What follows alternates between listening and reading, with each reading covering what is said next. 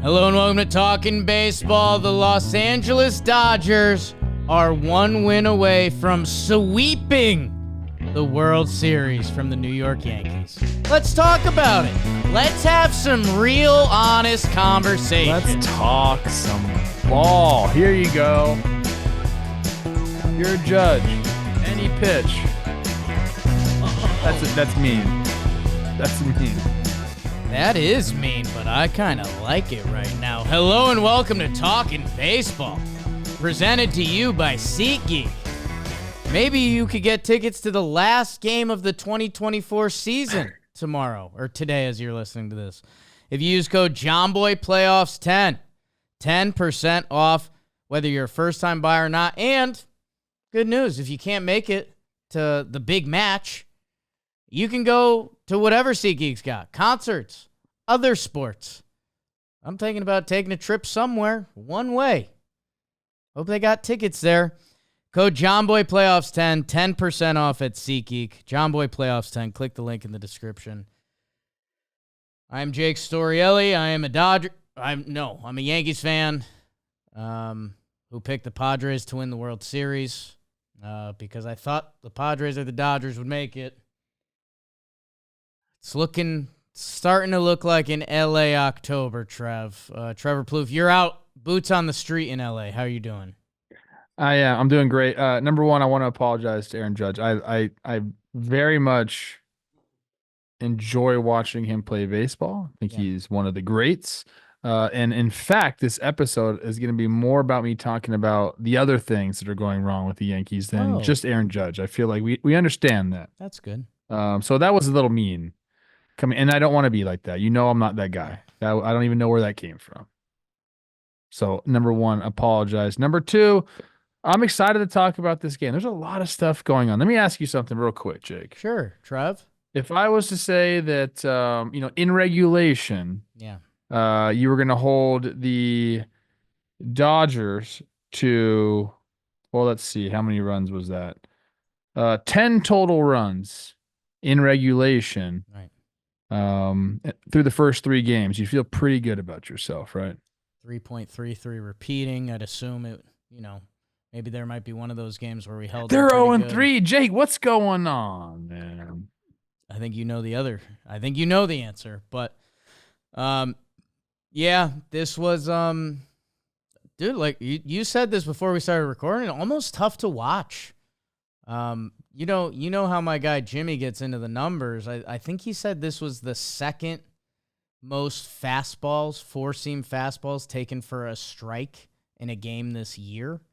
I think shout out to our Nationals who didn't think they'd be getting a shout out on this episode. But like that again, sometimes Jimmy gets wonky with the search buttons over there, but fastballs over the plate. It's a World Series game. It's a do or die World Series game. So no matter where the numbers landed, the effort is just befuddling at the plate.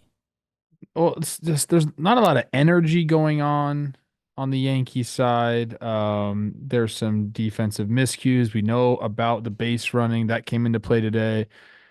Let's not start this off by being sad Yankees. Let's start this off by talking good Dodgers. I was just going to say, the Dodgers that wrapped up those Padres, which I think both of those teams were wagons. They wrapped up the Padres with the longest consecutive scoreless inning streak in playoff history. And now they're embarrassing the Yankees offense. I mean, there's nothing there right now.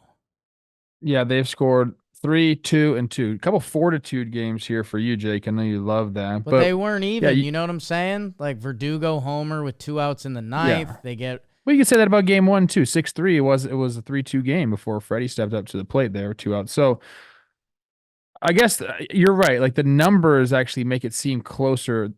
The game's closer than they actually are. Last it doesn't two. seem like that when you're watching the last 2 for sure. So yeah, you can talk about the Yankees not doing things right, or you can say, hey, the Dodgers have been doing pretty much everything right. They've gotten the big hits. They've hit the home runs. They've had the base running ability. I mean, Tommy Edman there in the third, that bloop single by Mookie. I mean, that's a great read by him. I think as soon as he saw Soto flash, like he was off where he was supposed to be, but as soon as he saw Soto flash, I hate when guys do that. The fake flash the glove flash, like, oh, yeah. the fake. Like everybody, it's so fake that everyone knows it's fake. He was off to the races. Just a great read by him. And then we see, Okay. we see a great play by Mookie there in the There is a bottom of the burn, fourth. but whatever. What's that? There is a burn, but that's okay. I know, but I'm just saying, like, we're gonna get to the burn. But I'm saying Sure. all these things are happening. We're seeing great plays by Mookie, and then Teo throwing out Stanton. Like, you got to give credit where credit is due to the Dodgers because they're just doing the little things right, and I think that's been the difference in the series. I think it's because they can hit and they have deep lineups. They haven't hit that well. Jake had 5 hits tonight. Yes, They scored 4 runs tonight. They had 5 hits and they scored 4 runs. The previous game, they scored 4 runs. Right, but this is the other also game they playoff scored baseball. the first game they scored 2 runs through 9, bro. Like Right. this hasn't been some crazy offensive explosion by any means. No, I think the Yankees should have won game 1. I think, but they got dominated the next 2 games. But it hasn't been offensively, dude. Like, a couple homers, they've gotten the big hits, but they have not. It hasn't been what we saw them do to the Mets. They're not doing that to the Yankees. It's been other things. No, I mean they had 3 home runs in that second game, which is a good formula. And then, yeah, I mean the Mookie one, sure. Like I kind of like what you're saying. Like the Soto fake out actually probably hurts him there. I do want to hear your burn. And I don't Freddie mean to also step hit on a your 2-run toes, bro. homer. So like, But yeah, I'm just saying this has not been the Dodgers just whipping out their big old thing and throwing it down. It hasn't been that. Yankees pitching has been solid. That ain't the Starters problem. know. That ain't the problem. Yeah.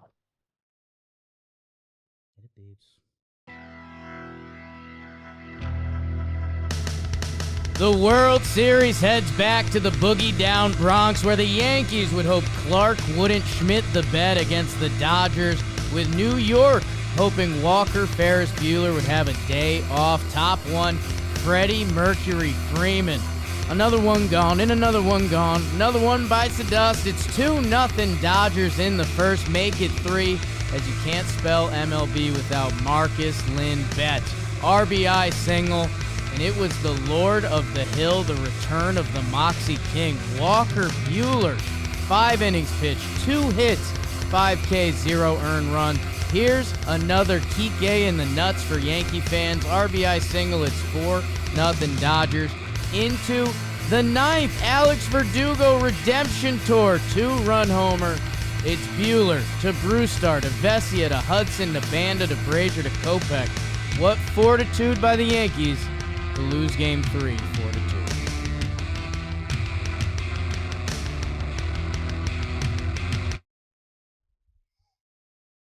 I love when you put in Lord of the Rings references. It's very nice of you to do that for me. Thank you.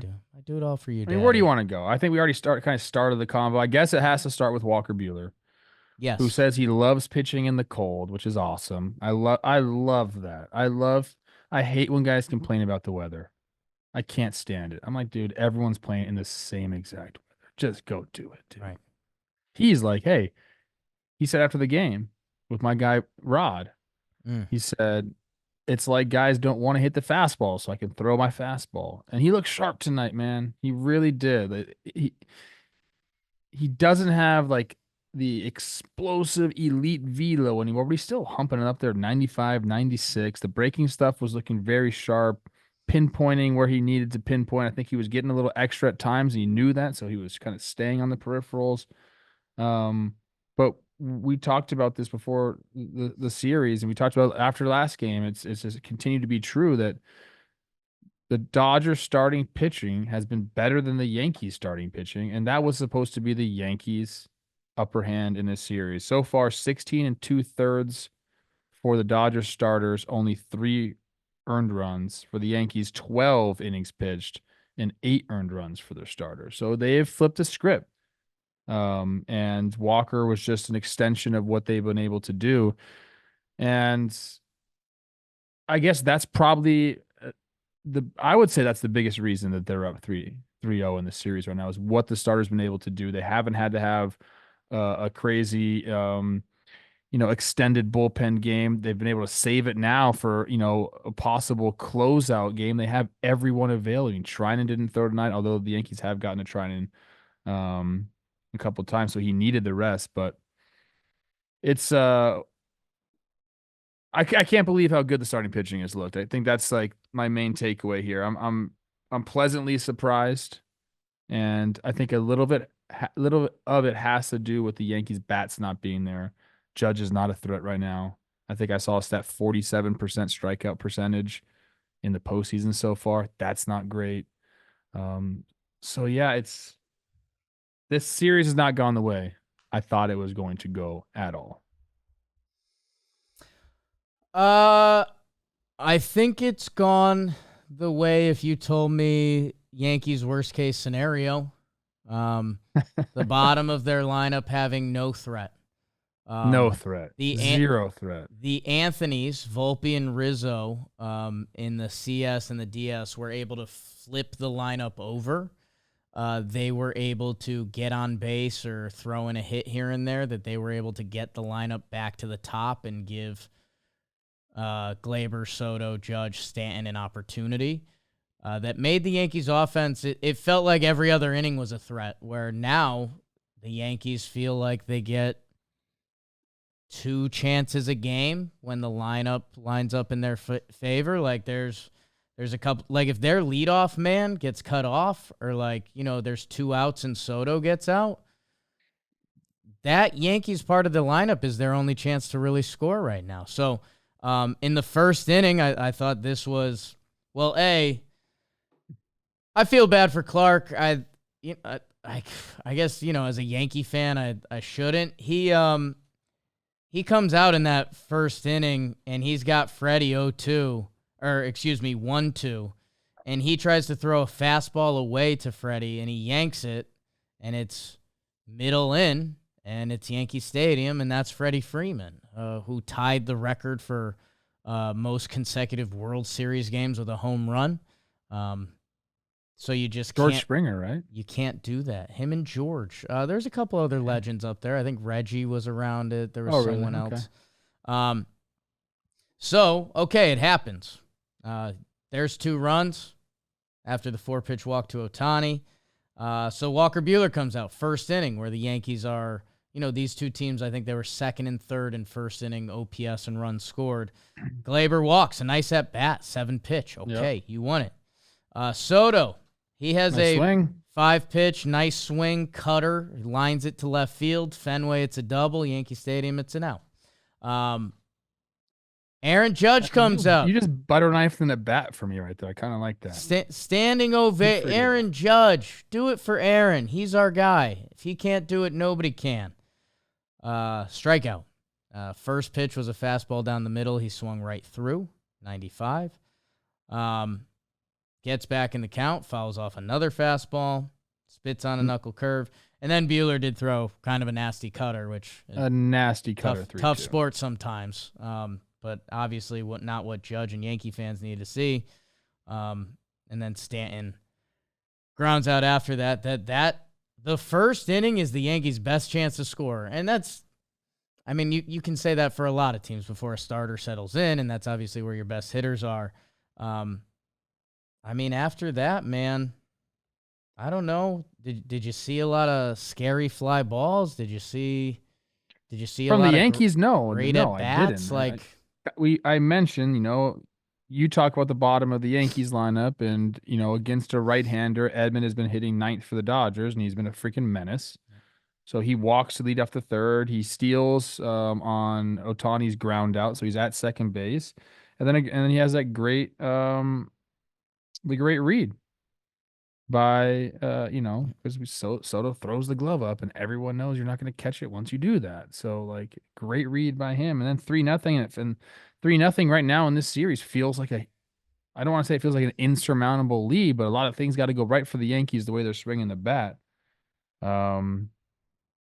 They got more runners on in the top of the 4th. Lux walks, Kike base hit to right field. Lux goes first to third. Tommy Edman is up again. They try the bunt, which I get it, but like, I think Tommy's been swinging the bat pretty well. Is not really a double play threat, so I didn't like that much. I love bunts, Jake. I didn't love it. I kind of thought he got his hand into there. They ended up reviewing it. call in the field stands. And then that was it for Schmidt. Cortez comes in, does his job against Shohei. Shohei doesn't. There's one thing.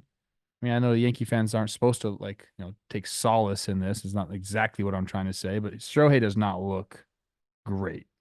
He looks like he's babying the swing a little bit. Looks like he's afraid to unleash. They haven't he's holding his shoulder while he runs. Yeah, so it's like, not. Hey, Yeah. I'm going to assume that the guy that is doing what baseball scouts and people said couldn't be done for years between pitching and hitting, I'm going to assume he's freak of nature, pretty tough guy. And he's taking his lead off first, and he has himself in a mock sling. So, yes, I'm going to agree with you that I don't think Shohei's full tilt right now, but he's still out there. Well, I know he's not full tilt, but I mean, do you play him? I don't know. Maybe you give him game 4 off. I don't know, man. But Trev, you've been throwing your name around for the Team USA Olympic manager in 2028, right? No. If Shohei was on your team and he said, "I'm ready to play," you think you're going to put him in the lineup? We'd sit down and have a serious discussion. And I would say, Shohei, I go like this to his shoulder. How's that feel? Let me, what do you got, just bro? Grabs you by the throat. Yeah, no. Decoy. Anyways, bottom 4th comes up. up. Another great chance for not another great chance, a great chance for the Yankees. But Jazz lines out. Mookie makes the play out in right field. Not a great play, but he makes the play. Yeah, for Mookie, it was a funky route, but yeah, but I think that's kind of where I'm going with the Dodgers-Yankees series is he makes the play, right? Instead of that ball falling in front. Does Soto make that play? I don't know. No, probably not, right? And then Volpe base hit to Teo. I don't love the send in that situation. Well, I mean, maybe I do because they haven't been able to score that many runs, but Giancarlo's kind of not the right guy there. And Teo it's a perfect throw. I think it was 94, 95. Not the quickest throw, but it was a very accurate throw. And Stanton's out at home. And at that point, it's man, it really feels like two different types of baseball being played right here. It feels like clean baseball versus kind of still trying to get into it baseball. And I mean, that's what it seemed like almost this entire series. Besides, I would say game 1 didn't really feel like that, obviously, but the following 2 games have felt that way. You could even go to top 5, bottom 5. Jazz makes the error on coming in on the ball. It doesn't mean anything because Muncy hits into a double play. But then immediately after, Trevino hits a chopper to Muncy. He comes in and makes the play. So it's the juxtaposition of what's going on the field is apparent. And then another nice play by Mookie on Verdugo line drive. So it was just the Dodgers played fundamentally sound baseball. They got a great start by Walker Buehler. They got the timely hits when they needed them, and that was it. That's the game, Jake. Yeah. The Yankees are not doing that right now. They're not getting the timely hits. They're not getting the big hits. They're not getting, Verdugo the home run in the 9th. You almost wish, if you're a Yankee fan, that came in the 2nd or the 3rd. That makes such a huge difference of when it is 2 outs in the 9th. 4-2, sure, you get Glaber up there with a chance to get Soto up, but at that point, it felt like, man, you're still kind of you're grasping right there. So there, I don't know, there wasn't too much more to this game, dude. There really wasn't. I want to talk about the Max Jazz thing for a second because those are 2 very similar plays. Max Muncy has a little bit more of that Storielli body type. Jazz with a little more of the Plouffe body type. I do think it was interesting. At Talkin baseball staple is you guys know your team better than us. That's how baseball works. You watch your team day in, day out. You see the other teams when they come through. You check in on a little more baseball. However you enjoy it. I'm glad you enjoy it with us. Make sure you guys subscribe and all that good stuff. A couple of the Dodger games I tuned into this year, I thought it was interesting. Muncy has another year on his contract, and he has an option. And they were talking about openly on the broadcast how the Dodgers were having conversations with Max Muncy saying, hey, dude, you got to pick it up at third base because we have Freddie Freeman at first and we have Shohei Ohtani as the DH. So if you need to stay a Dodger, you need to pick it up at third. And he did this year. He graded out really well by some of the defensive metrics compared to the previous year. Jazz Chisholm came over, and this is just a little bit of organizational approaches. Jazz Chisholm is one of the most talented baseball players I've watched. It is really cool. When his good is on, it's impressive. He has as strong of an arm as anyone I've seen. He can run the bases as fast as anyone's seen. He has quick reaction in hands that when they first had him play third base, I was kind of like, yo, third base for me, and it's why I love you, Trev. It's a little bit of a sacred position. I love third base, man. That's like, you're playing goalie. You need to be on top of it. Like, you need it all over there. Shortstops have more range. But third base, I don't know. I've just always loved it from the first moment I played baseball. That when they said they were putting Jazz over there, I was like, Then I watched Jazz, and I was like, oh, yeah. Like, he can do it at a high level.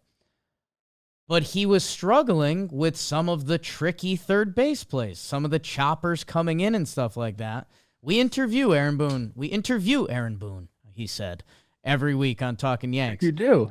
And we were like, the fundamental plays at third, the 3 hops, get your feet set, like, those plays aren't routine for him because the Marlins moved him from shortstop to second to the outfield, and now the Yankees were having him play third base. And the Yankees, in that situation, they go into a form of denial. They say, look how good this kid is. Look how talented this kid is. He's going to figure it out. No. It's about reps and putting in the work and telling them what they need to work on. They famously, famous in our books, IKF was struggling at shortstop. IKF went to the Yankees coaching staff and said, hey, I'm kind of looking for help out here. Like, I'm not feeling right.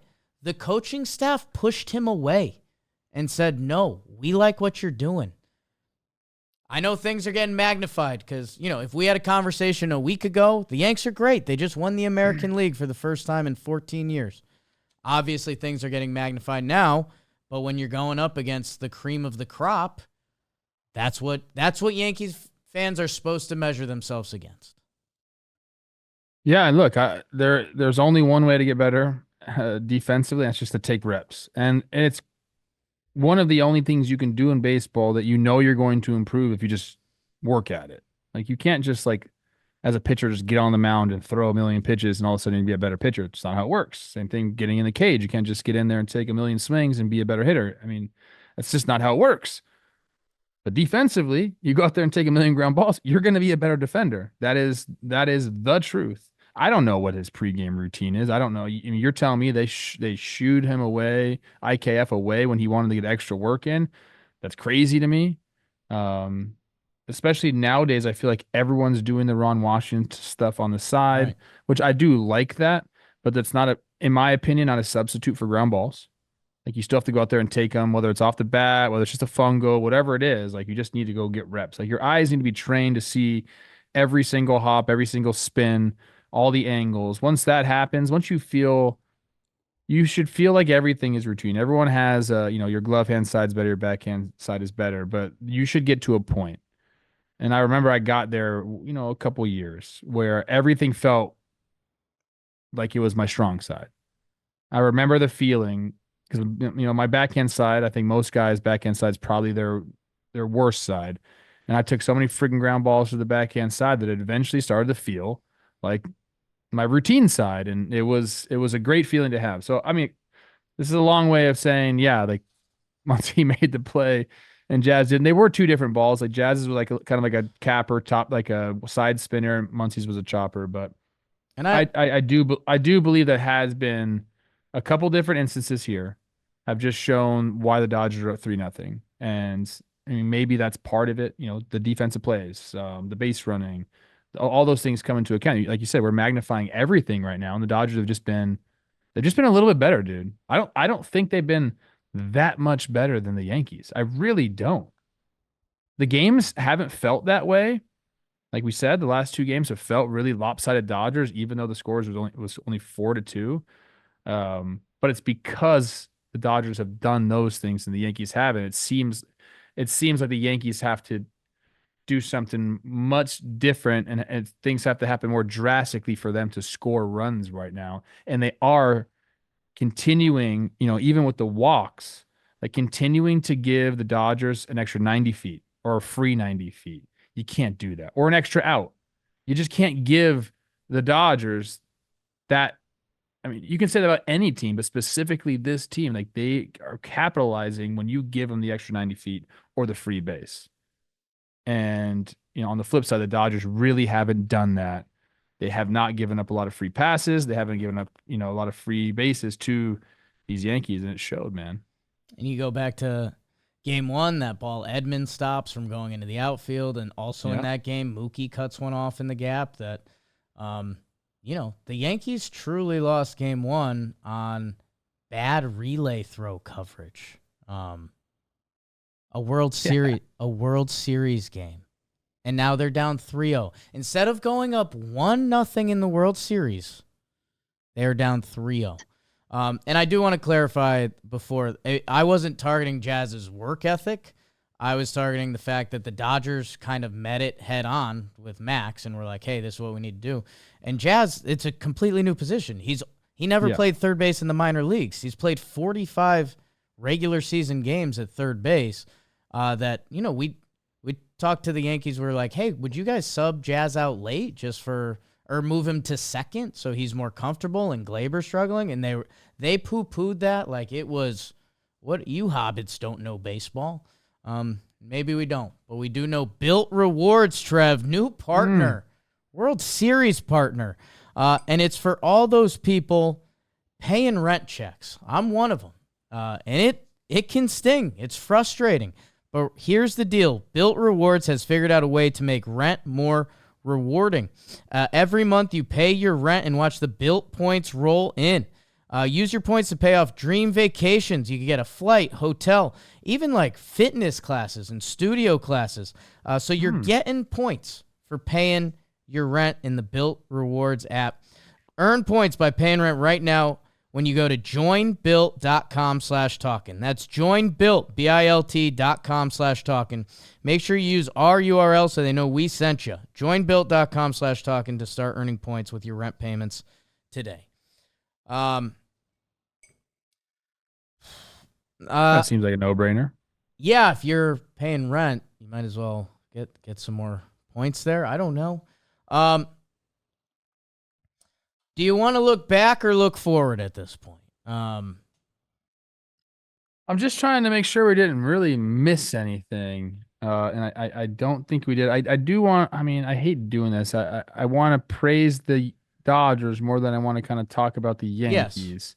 Yes. But I do think I didn't like the attitude at the end of the game that the Yankees had with Mark Carlson, who, look, yes, did he miss some pitches? 100%. But earmuffs, bitching about missed calls is not going to do anything about it. You can't just lock into the at bat. He almost freaking rung Jazz up on a pitch clock violation, but he waved it off and called timeout or I don't know what happened. But it went from Glaber to Jazz to Wells, to Volpe. Everybody was just mad about it. But that's for Aaron Boone to do, man. And have I been mad at a freaking umpire? Of course I've been mad at an umpire. But I'm telling you, from my experience, it never helps. It never once helped me, ever. If I'm mad and I say something to the umpire, which I really tried not to do, but obviously there are times where you get so frustrated, the emotions are running high. It's the World Series. I get that. It never helps. You know what helps? Hey, man, where'd you have that? Okay, that's fine. No big deal. If you're just be pleasant as possible, that's what helps. The other way will never, ever, ever help you as a hitter. You have to learn that.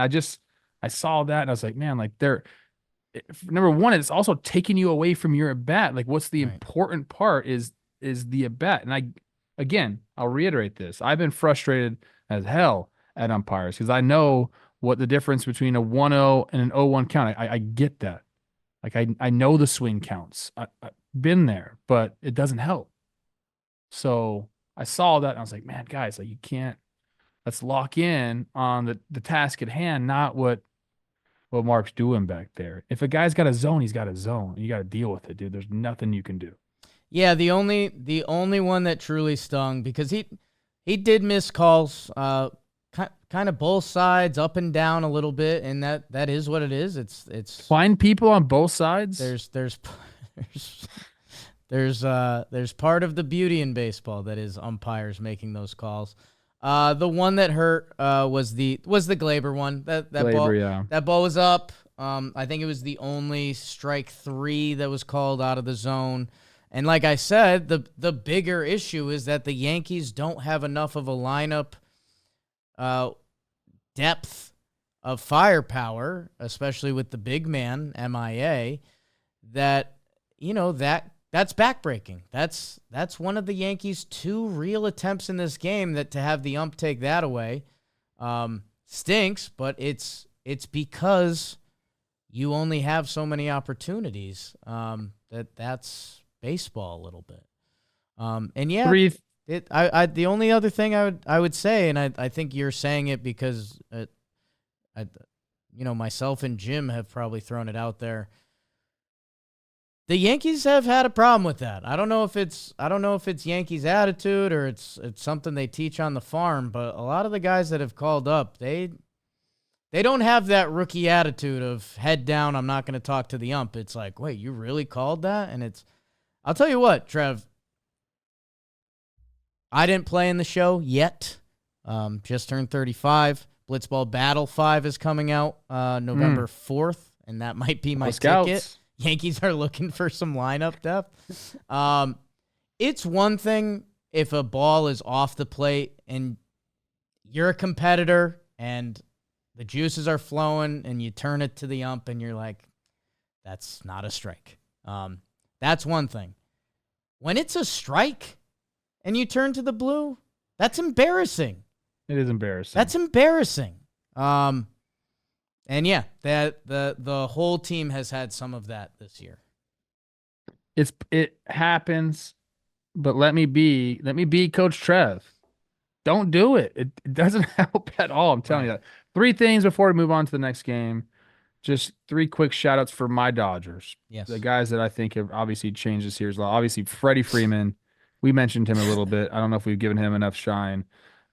He mentioned the time off has allowed his ankle to feel much better, and that's why he's been able to swing the bat the way he's been able to swing the bat. So we always want everyone at full health. I want to see guys at their full potential going up head to head. That's what I've always said that on this show. So it's nice to see Freddie feeling good. He's been an absolute beast. Kike Hernandez continues to kind of like get it done at the bottom of the lineup, whether it's getting the timely hit, moving a runner, whatever he needs to do. He's had great at bats. I think he's kind of been a very under the radar, like unsung hero of this postseason. And then my guy who I think has changed the postseason for the Dodgers more than almost anybody, Tommy Edman. Okay. Like he's put up great at bats. He's doing what he needs to do. You want to freaking hit a home run at Dodger Stadium? Sure. You want to bunt with runners on first and third? Sure. 2 plays today. Graterol with the comebacker from Judge. He's a wild man, but you don't know what that guy's going to do with the ball once he gets it in his hands. Chucks it 110 at Tommy, and he's able to stay on the bag. I thought in real time, I thought he came off the bag. Yankees say no. And then they show the replay, kept this ball on the base. Great play by Tommy. Great It's play. huge, dude. And then 2 outs, 4-2. Glaber hits one up the middle. That's not an easy play. If he gets on, who's up? It's Juan Soto. You're probably going to see, I think Trinan was up. You're probably going to see Trinan in to face Juan Soto. And the Yankees now all of a sudden have life again. Instead, he goes up the middle. He takes a good angle. He takes a back angle to get the longer hop, spin move, throw, game over. Doesn't look like much, but dude, we're talking to end a World Series game. Cool as ice, man. Doing it. So shout out Tommy Edman because I think he's been, you ask his teammates and they'll tell you he's been one of, if not the most important people on the field for the Dodgers. I already regret saying this because Jakey Yankees. Screw me. I picked the Padres to win the playoffs when we randomly filled out a bracket before the episode. That last play Tommy hit, if it was a video game, like his special button was filled up and he was like, "Yeah, I'll do the spin move." I think he could have got the body around that, and I don't know. he made a choice and he made a nice play. It was pretty. It was pretty. You didn't like that? I thought he could have got around it. I don't blame him. He got it. He fired. He made it. Showboating, kid. I asked my players to make the play. All Tommy Edman has done is make the plays. And I actually thought the guy that you were about to shout out was Brusdar Graterol. Because what? I don't know what to say about that guy. I didn't think he was in play this series. And here he is facing the heart of the lineup again. And dude, him and Vesia combined for the 6th inning today, and both of those guys were maybes coming into the series, and now they are part of this Dodgers winning formula that we will probably see them tomorrow as we get ready for a bullpen day in the Bronx. Luis Gil from the Yankees side should get the pill. Fans clamoring for Garrett Cole. Don't think you're going to see that. I think it'll be Gil and spikes on for everyone else. Even Cole? Might as well. Screw it. Put him on. Might be your last game of the year. And yeah, for the Yankees, and again, I say all of this with compliments to the chef. The Dodgers pitching has been as high level as it gets. They set a postseason record, and they've come close to resetting it against these Yankees. The bottom of the lineup has nothing to offer. And the Yankees don't really have buttons to press on the bench. I mean, Verdugo hits the homer late. That El Marciano could be one of the only things you do.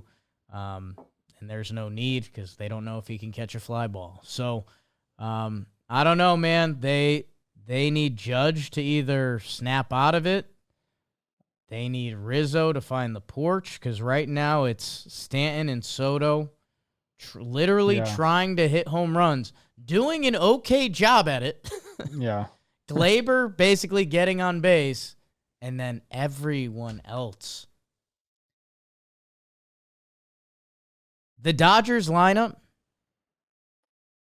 if Shohei, Mookie, Freddie, Teoscar, Muncy, Will, maybe not Gavin right now, Kike and Edman are up, so 8 out of the 9 in the lineup today. I think if there's a bad pitch, they will hit a home run. Currently for the Yankees, it's Soto and Stanton. Yeah, no, I mean we talked lineup depth, man. Like the Dodgers have had it. They made some moves. They've had it already in the organization. Your team needs depth. It needs depth. You can't have free outs at the bottom of the lineup, and we're seeing that right now. I do want to ask you one thing before we end this show.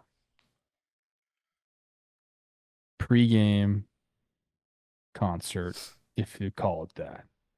What's that? Give me your thoughts on Fat Joe. Ice Cube Part 2. Like if we're going bars for bars, like Ice Cube versus Fat Joe, that was like a landslide for LA. Like that can't and I like Fat Joe songs. I do. But like that's not the best that New York has to offer. I'm not saying that Ice Cube is the best LA has to offer, but he's one of the OGs. Like very, very different feel in those pregame shows right there. In my opinion, I thought Wu-Tang Clan might come out. Would have liked that. What's the question? I don't know. I thought it was bad. I mean, you're the king of LA, so I don't know where your heartstrings are at. I mean, for me, I'm not as locked in on the music scene in the 50-plus-year-old former rappers as I'd like to be. I had them similar, man. Like I'm not gonna, Oh yeah, okay. Well, you're wrong. Like you're wrong. You lost that one. Were you in the building for Cube? I was. I think if you were in the building for my guy, Joe said no. Joe says didn't get anybody pumped up. I saw his Twitter. You follow Joe's? I do. That's a mistake. Joe's was in the pregame montage on Fox, dude. Big old head was on there. Know what else Joe's did? Joe's did something with Corona. I saw that. Which, by the way, that's sidebar Joe's, or is that part of John Boy Joe's? Yanks fans, Dodgers fans, they're both sipping Coronas tonight. Little different attitude behind it. This October, Corona is bringing something special to the World Series. Get ready for the Corona Call, an interactive can't-miss pop-up that puts you on the mic and in the spotlight. Reimagining iconic moments from the Yankees and Dodgers' journeys through the postseasons and adding your flair to the call. You step up to the booth. You get 30 seconds to voice your own epic postseason commentary using clips of stars like Aaron Judge, Shohei Ohtani, and Juan Soto. Afterwards, you can share your video with your friends. Post online. Show off your broadcasting skills. So for those 21 plus and lucky enough to attend the World Series game, make sure you visit the Corona Call booth. If you're at Game 3, you might even catch our very own Joe's McFly hanging out to hear your calls live. Step up to the booth. Make your call with Corona at this year's World Series. Trev, honestly, I could have done that for Corona at Dodger Stadium. I mean, guys, I do that for a living. Trev, honest question. Yeah. Yank fans are down pretty bad.